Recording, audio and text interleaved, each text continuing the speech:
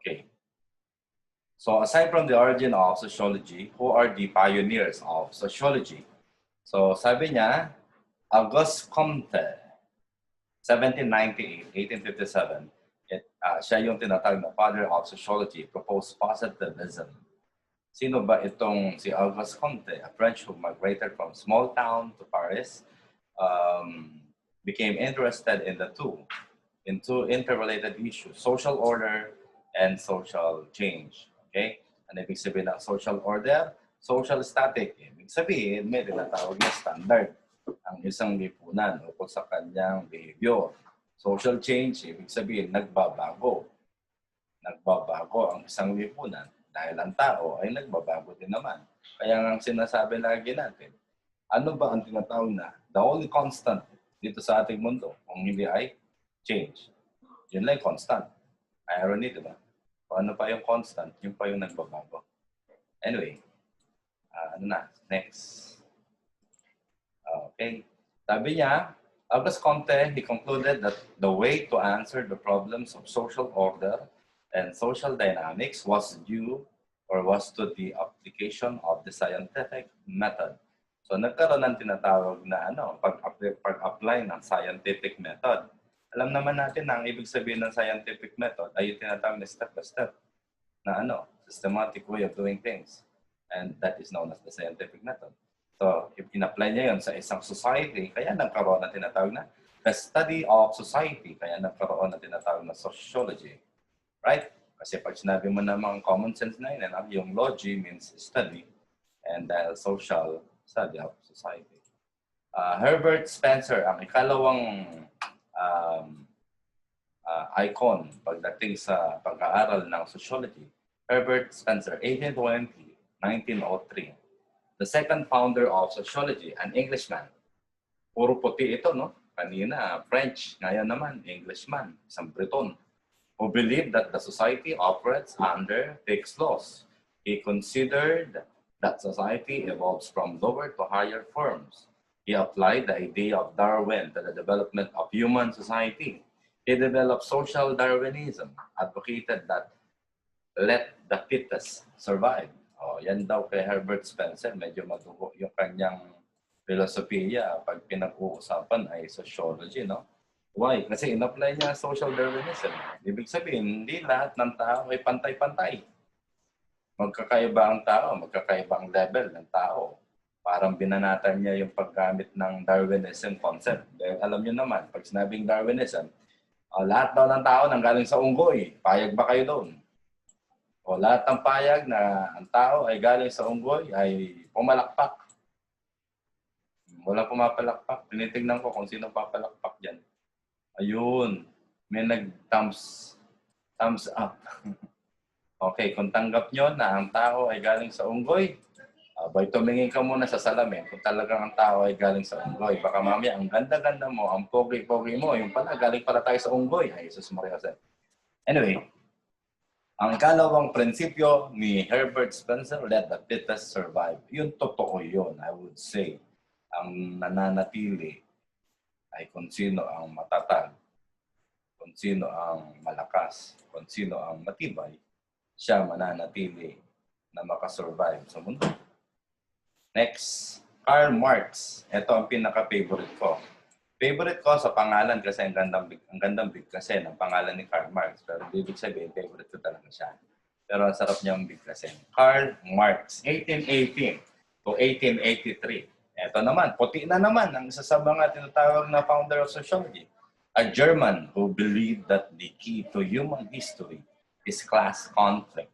He introduced one of the major perspectives in sociology, conflict perspective. Okay. Sige, bago ko ibanat at palawanag ang prinsipyo ni Karl Marx pagdating sa sociology o sa pag-aaral ukol sa mga tao at lipunan, unmute ko muna si wait lang. I have to talk to a classmate natin kung ano ang kanyang pakiwari ukol sa tinatawag na class conflict. Vince, mag-unmute ka. Sagutin mo yung tanong. Ano ang iyong sariling pagkaunawa sa tinatawag na class conflict? Ano ang naintindihan mo dyan? For my own point of view, sir, yung tinawag niyang class conflict dyan sa paniniwala niya is yung pagkakaiba-iba ng tao base sa hindi nila pagkaintindihan. Okay, that's good. Ibig Yun yung sabihin, perspective niya sa sociology. okay, that Because is good. sa sociology, sir, malaki siya masyado. Okay, that is good. Ang ibig sabihin, ang sabi niya dito, okay, kung napansin niya, no, pinanganak itong si Karl Marx ng 1818 to 1883. Yan ay panahon na kung saan laganap ang tinatawag na Industrial Revolution. Okay? Kasi lumabas din yung tinatawag na labor revolution din yan eh. Okay, si Karl Marx, ang sabi niya, kailangan magkaroon ng conflict. Now, Vince, ano ibig sabihin sa Tagalog ng conflict? Vince. Hindi pagkakaunawaan. Very good. Ayun, natumbok na ni Vince. Ang ibig sabihin ng isang lipunan, okay, para daw malaman natin, kailangan merong hindi pagkakaunawaan. Totoo, hindi. Totoo po. Ito malalim na pag-uusap ito, guys. Bilang mga estudyante ng humanities, I want you to clearly understand the meaning of conflict perspective. Ang sabi ni Karl Marx, kung walang conflict sa buhay, kung walang struggle, kung walang hirap, kung walang pagsubok, parang hindi ka daw buhay. Naintindihan niya yan? I hope you understand. Everybody understand na sinabi ko. Okay? So, ganun ang perspective ni Karl Marx. Kung ang buhay mo ay perpekto, hindi ka gutom, hindi ka pagod, wala kang sakit, hindi ka daw buhay. Yun ang kanyang perspective.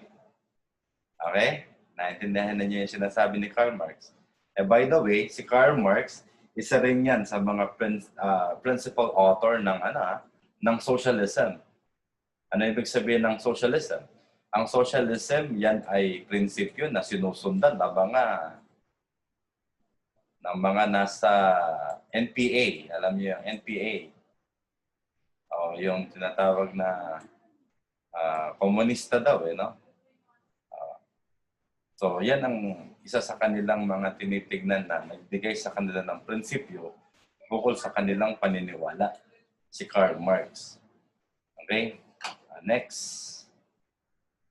Pero hindi ko pwedeng iwan nga pala sa inyo na maganda yung conflict perspective. Oo, parang may dating na ang buhay kapag walang pagsubok, hindi mo nararamdamang buhay ka.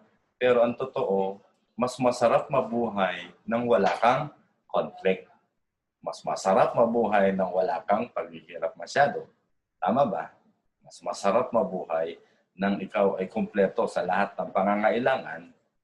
Yun ang sinasabi ko naman on the opinion of your advisor for sociology ngayon. Mas gusto ko yung walang conflict. Okay? Kasi masyadong masakit pag may conflict, no?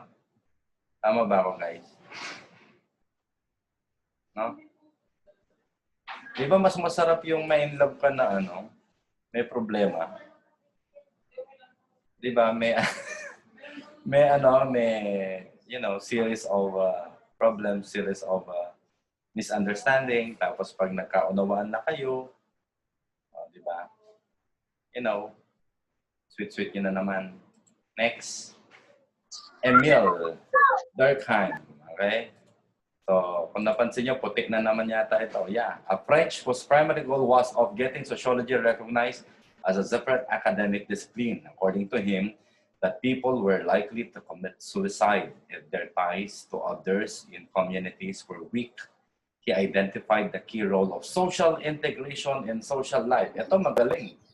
Ito maganda. I would accept the principle of this person, of these theories, of this behaviorist, si Emil Durkheim. Sabi niya, kailangan pala ang tao integrated sa society. So, ibig sabihin, dapat ang tao hindi siya loner, basta-basta. O kaya hindi niya dapat i-isolate ang kanyang sarili. Kasi ang sabi ni Emil Durkheim, the best is there must be a social integration. Yun yung dahilan kung bakit may society.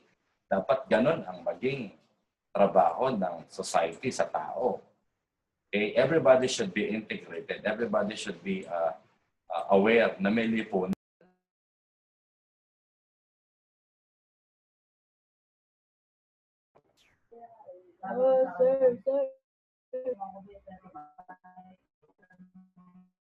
Sir! Saan na, sir? Ano, sir? Sir, nasa ka na? Sir! Sir, nasan ka? Sir! Wala na, sir. Break time. Wala. Break time. Kating. With recitation. Tahimik sa recitation. Hello? Nananahimik kami dito. Ano, naririnig na ka? Oo, sir. Sir, saan ka na, sir? Ha? Hindi, napindot ko Sir, lang cutting yung ka. mute. Na-mute ko sarili ko. Ano Tapos, kasalanan pa namin? bumagal yung internet Anong ko. kasalanan namin, sir? Ha? Ano po yun? Ano po kayo? Oh, mamaya. Wait lang. Hintay. Okay na, naririnig, nababasa niyo na? Yes, sir. Okay, so okay na yung PowerPoint? Hindi pa, sir. Bakit? Okay. Bakit hindi pa? Nasulat ko pa, sir. Ha? Huwag niyo isulat. Huwag niyo isulat yung PowerPoint. Ang PowerPoint na ito, nasa ano nyo na rin. Nasa OED nyo rin yan. Medyo binago ko lang ng konti. Nasa OED na. Sa prank lang, sir. Sir, yung Okay. sa OED, sir. Sir, nagkalat.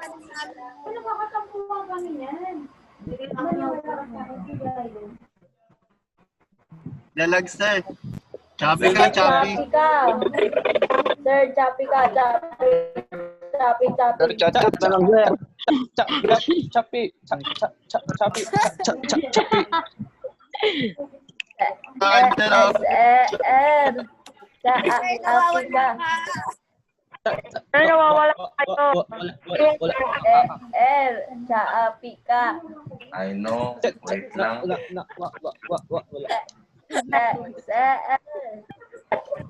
Chat-chat na lang, sir. Choppy. Ha? Wait lang.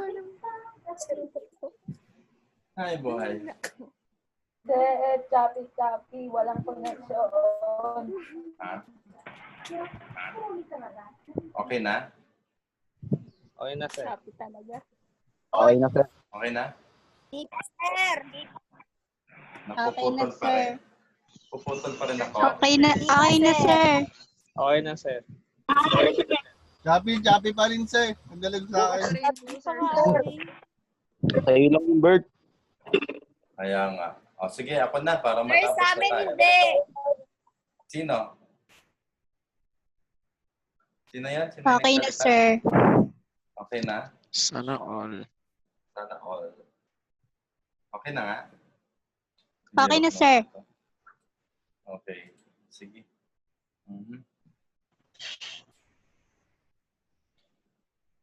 Asan na yun? Okay. Continue na, sir. Ayan na nga. Continue na. So, okay. Gobelin. Ulitin ko ha. According to him, people were likely to commit suicide if their ties to others and communities were weak. So pag hindi ka nakikisalamuha, meron daw mas malaking tendency na ikaw ay mag-commit ng suicide. Naintindihan niyo yan?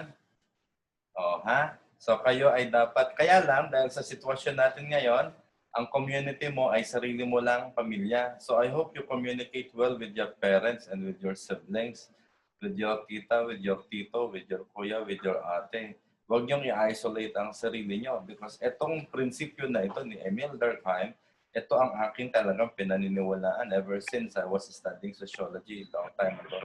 So social integration in social life. So hindi masama na magbarkada. Ang masama pag ang barkada ay puro mga masasama. Nagets niyo? Pumili kayo ng barkadang mabubuti at mababait. Okay? So,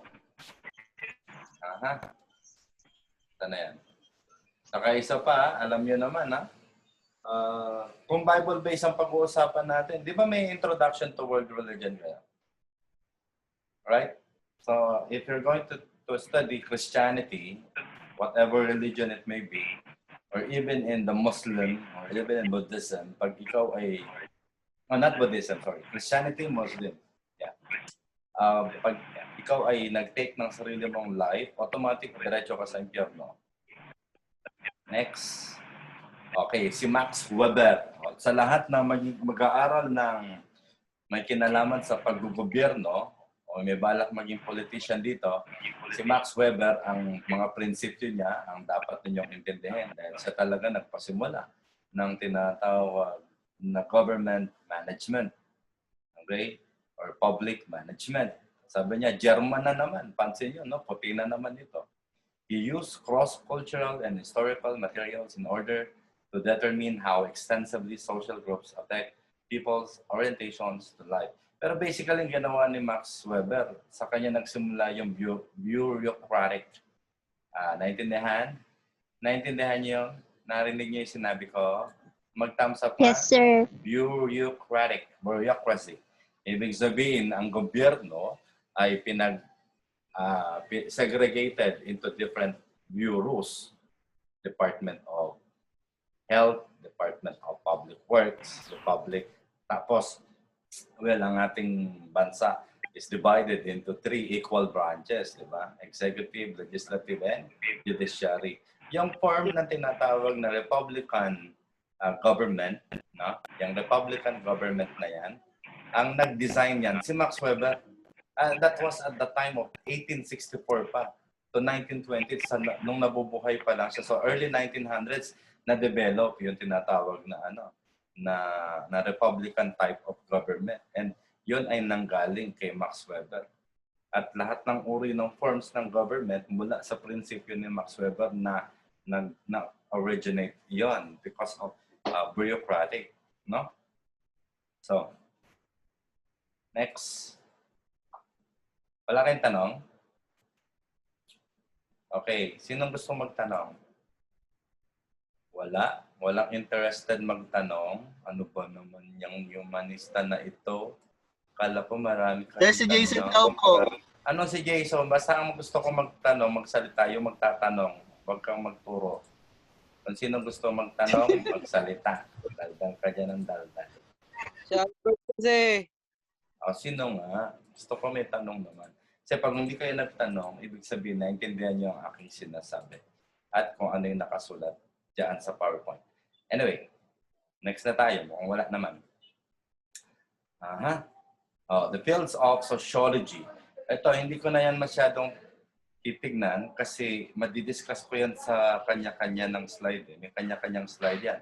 Yung anthropology, archaeology, may slide yan sarili dito sa topic natin, sa discipline and ideas in social sciences. Okay? So, ang dami, no? Okay. Yan. Nakikita nyo to? The sociological perspective. The heart of sociology in a distinctive point of view. The truth is that our lives do not unfold according to sheer chance, nor do we decide for ourselves how to live, acting on what is called free will. Who could explain this? Ano daw itong katotohanan na ito? Under sociological perspective, na ang ating mga buhay ay hindi bumubukas ayon sa tinatawag na chance. Ano yung sa Tagalog yung chance? Swerte, no?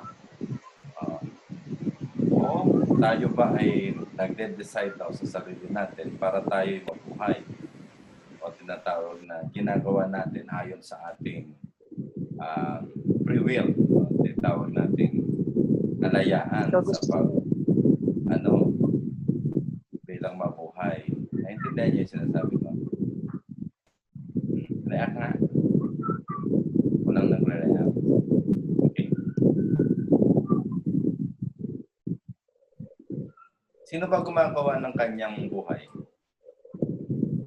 Tao. Natural, alam nga na ano. So siya nag-iisip ng kanyang gustong mangyari sa buhay. Ang tanong, ito tanong ko sa inyo mga humanista. Pag ba ikaw ay nagkaroon ng pagkakamali, meron ka bang sisisihin? Depende. Baka sisihin nyo, magulang nyo. Ano naman tayo? Wala, sir. Sir, bakit may kidlat, sir? Ano yun? Sa iyo yun? Sa cellphone mo, kumikitlan. Sir, ba't may Ano kidlat? yun ang ingay at sa tenga? Wala akong ginagawa dito. Di, sandali lang yan. Mag-mute kayo. Pwede naman kasi ganito mo, nag-ano sila. Kung mag-aaral ka, maglaba ka mo. Ang ingay nyo. Okay na? Tay. Kaya ingay nyo. Kaya nga, ang ingay. Next na nga. Ng bastos. Yan na, yan na. Yun nyo. Huwag kayo maingay, hindi ko na kayo minumute. Okay. So, seeing the general in the particular, Peter Berger, it means, ano sabi niya, identifying general patterns in the behavior of particular people. According to this view, that age is a social construction. Although societies define the stages of life differently, yet there are differences by social class within the same society. Ano ang ibig sabihin nun? Ang sabi dito, kapag ikaw ay naging sociologist, kailangan bilang isang sociologist, nakakagawa ka ng pattern sa behavior ng grupo ng tao, ng mga tao. Tandaan niyo yun, kailangan makakapag-isip ka ng pattern. Of course, sir, paano namin magagawa patterns nila, yung behavioral patterns nila? By observing, by research pa rin, papasok yung research. Of course, in particular society. Kaya nga may mga tawag tayong phenomenological research. I guess it was discussed by Sergey and before. According to this view, sabi niya, age is a social construction. Ano ibig sabihin nun? Yung edad daw, siya yung nagbibigay ng tinatawag o nagbubuo o nagmomolde kung paano at bakit gumagalaw at kumikilos ang isang lipunan, which is of course true. Habang tumatagal at tumatanda ang isang lipunan, nagkakaroon din siya ng tinatawag na development and progress. Depende kung saan niya gustong tumungo. Depende na rin siguro sa leaders ng isang society, community, or even ng isang bansa. Kaya nagkakaroon ng maayos na social construction. Okay? And because of habang nagkakaedad ang isang tao, isang lipunan, ng isang bansa, nagkakaroon talaga ng dapat na maayos na development yan. Okay. Sino ang pinaka-paborito niyong naging pangulo o presidente ng sino mang bansa na tingin niyo lalong gumanda ang kanilang bansa because their social construction was really progress because of their leaders? Sinong meron? Wala? O yung mga humanista, kayo ang alam kong magagaling sa history. Dapat marami kayong alam. Okay, I am running out of time. I have 10 minutes. Tapos, back na lang ulit. Wala? Asya. Sige, may tanong ako. Okay? Pwede kong tanungin si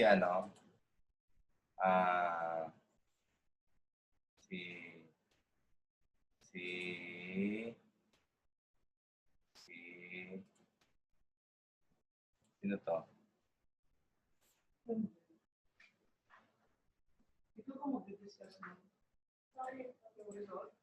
Hello.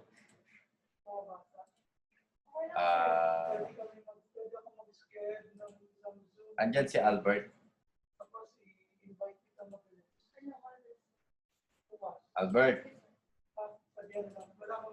Albert. Ala, hindi ako naririnig. Si Colin, sir. Si Albert? Nag-ML, sir. Loko yun, no? Parang game daw siya, sir. Albert, ikaw na. Game. Bawal daw maistorbo. O sige, bahala siya. Hindi ko siya bibigyan ng prize. Trina na lang daw. Uy, may prize. Si Jenna na lang. Marinig natin si Jenna. Sir, si Colin na lang daw kaya si Rob. Si Jenna na lang. Oh. Naka-unmute ka na, Jenna. Sir, si Sir. Carlos. Oh, naka-unmute ka na, Jenna. Sir! Oh, ano nga? Ano, Uy. sir? Oh, ito yung tanong. Makinig ka. Sino si Lee Kuan Yew? Sir? Sino si Lee Kuan Yew? Hindi ko kilala, sir. Sino si Lee Kuan Yew? Hindi mo kilala? Wait. Wait. Anong wait? Try ko, wait. Ano? Hindi ko siya kilala, sir. Hindi mo siya kilala. O sino nakakakilala kay Lee Kuan Yew? Anyone? China ba yun, sir? President Ah? pa ng China dati. Hindi?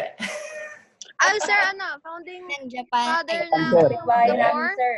Ayun, narinig ko na. Sino nagsabi na? Sino Singapore, nagsabi? sir. The founding president of Singapore. Singapore. Yes, the best leader in the Asian world, actually. Lee Kuan Yew. Sir, ano po ako? Magaling yan, the best yan. Hindi kita hanap, manahimik ka dyan. On soccer. Okay. sir. Nahaglan ng kaligasa, sir! Nag-ML ka daw eh. Kaya hindi na kita hanap. ML ka na lang dyan, Sas Maria Josep. Okay, so si Lee Kuan Yew, mute na. Ako muna. So si Lee Kuan Yew, alam niyo naman, no? Siya ang dahilan kung bakit umunlad mabuti ang isang bansa na napakaliit pero napakayaman, which is Singapore. Because of that, tinatawag natin na habang nagkakaedad ang isang bansa, depende pa rin yun. Nagkakaroon ng social construction na maganda, progressive and developed based also on the leader. So ang Singapore, nakamit niya yon kahit nagkaroon sila ng problem with opium drugs at nagkaroon sila ng problem sa mga napakaraming pirata noong unang panahon. Okay, nagawa ng paraan ng mga leader, lalo na ni Lee Kuan Yew, na umunlad ang Singapore. So note, gender is also a social construction. Okay? Ano ibig sabihin? It is the society that determines the image of gender. Tanong, sino ang mas magaling at mas mahusay at mas matalino at mas masipag? Babae o lalaki? Taas ang kamay ng may gustong sa babae.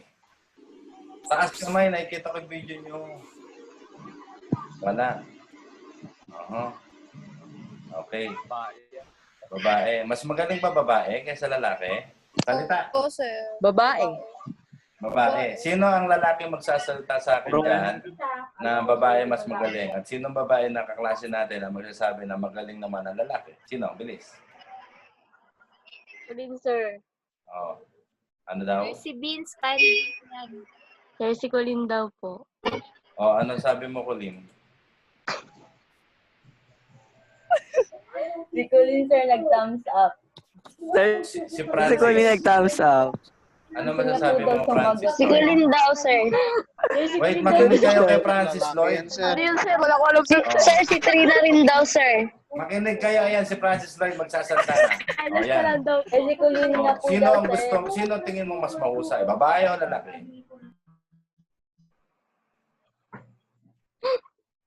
Apakadali ng tanong, babae lang o lalaki sasagot. Sus Maria Josep ko. Please. Sagutin mo na, Trina. Si Francis Lloyd na magsasalta. Bakit si babae na? Handa na po, sir. Kayo ba? Paglaban mo, babae. Ang ingay niyo sabay-sabay. Sabi ni Paano Mama, daw mas po? magaling daw lalaki. O, Francis Lloyd, sino mas magaling sa pakiwari mo, ha? Kunyari, wala kang gender. Lalaki o babae? Wala kang gender. Mio. Ano ba yan? Ano daw? Iyo. Ako. Kuya, sige, ingay mo. Ako na lang sasagot. Hindi nyo kasi. Ano tayo yun, no? Sino mas magaling? Lalaki o babae? Para sa akin, mas magaling babae. Mas magaling ang babae sa lahat. Opo, sir. Si Carlos daw, Sa sir. panahon, sa panahon ng Old Testament, sa panahon ng Sir. Biblia, Sabi ka, sir. okay, ang Sir, narinig mo ba ako, sir? mute mo niya na nga sarili nyo, ako muna magsalita. Si Colin, maingay. Sir, dapat Sobrang nyo ingay. Ayaw nyo bang makinig sa kwento ko? Okay na. Sige, sir. Sige. Okay. Pag sinabi natin, noong unang panahon, mas magaling ang mga lalaki. At saka may tinatawag na discrimination in terms of gender. Uunahin na magkaroon ng hanap buhay, Yes. matuto sa edukasyon ng lalaki. Pero sa panahon ngayon, nung nagkaroon ng pagkakataon na ang babae ay umundad din, mas naging magaling pa sila sa lalaki. Pero para sa akin, I would still say, generally, mas magaling ang mga babae kaysa sa lalaki. Especially in terms ng Yes. work, in terms of household, in terms of Yes. earning money, in terms of managing community. Nun. Pero, makinig. Ang pinaka-general manager pa rin para sa akin dapat lalaki. And all other department managers. And all other department managers, babae. Pero yung pinakamataas, yung pinaka-executive, dapat gender niya, lalaki siya. May reaction ba? Do you have reactions? Sinong gusto magsalita sa sinabi ko? Wala? Walang violent reaction? Na sir, sabi mo, mas magagaling ang mga babae. Pero eventually, doon ka pa rin babaksak sa lalaki.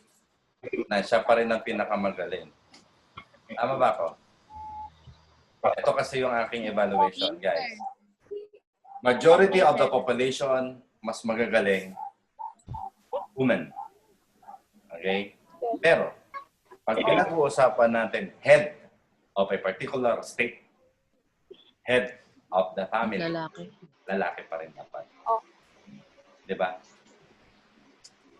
Naintindihan niyo yun? Oh. Okay, good. So, dapat yung mga babae dyan, pag nag-asawa kayo, okay, kailangan yung magpasakop sa inyong asawa. Tandaan niyo yun. Ha? Hindi pwedeng i-under ang lalaki. Lalaki. Sakto lang. Sakto lang daw. Ayaw pa nilang pumayag. Ano? Sakto lang. Ay, nako. Sir, Magsakupan, may sir. kaya na po hindi gamitin yung apelido ng asawa lalaki. Eh kasi hindi kayo kasal, kaya ayaw mong gamitin. marami ng marami. Sir, may law yun, may batas yun. Oo, may batas. Anong batas? Milo. Ano sir, pwede hindi naman nakastated dun sa batas na gagamitin mo yung asawa lalaki. Bawal Sige. lumabas. Bawal lumabas. Less than a minute, mapuputol na ito. Balik agad kayo dahil meron pa tayong topic. O, mapuputol na to. Anytime. Si Colin daw po papaliwanag ni Colin, sir. O, sige, maririnig kayo. Sir. Kaya si Colin daw po, sir. Pero ka daw po,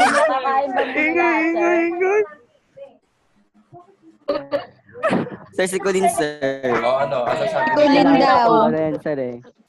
Colin daw sasagot, sir. Ayoko, sir. May tanong daw si Colin, sir. Ano nga May tanong daw si Kuya Pati.